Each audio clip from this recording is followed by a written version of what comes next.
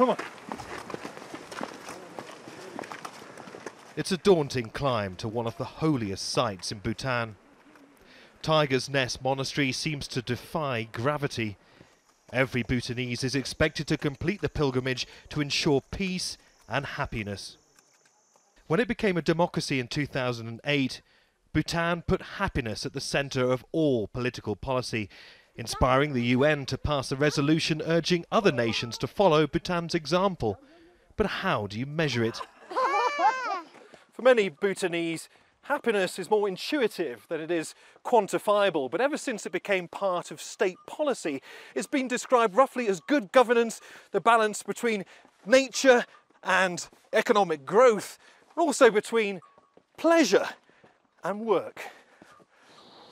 In the capital, Thimphu, is the world's only Secretariat of Happiness, and a chief official who takes his job very seriously.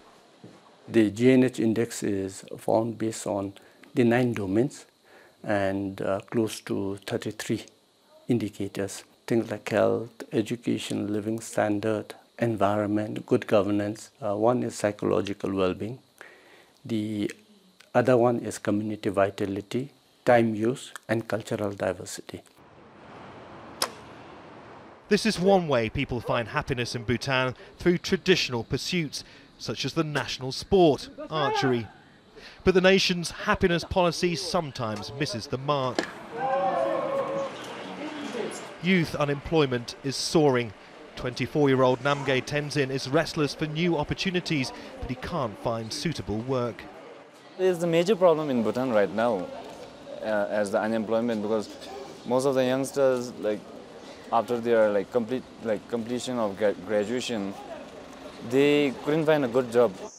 Neighbouring India has been generous with financial support, but some think it's time to welcome Chinese investment too. Bhutan has no diplomatic links with its northern neighbour. But balancing ties between fierce regional rivals will be a challenge. It's a risky path. The happiness of the nation could depend upon it.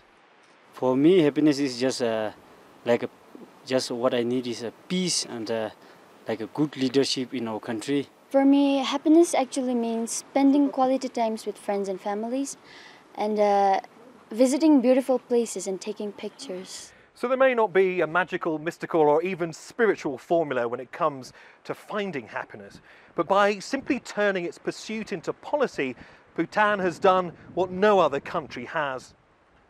Neave, Al Jazeera in the Himalayan kingdom of Bhutan.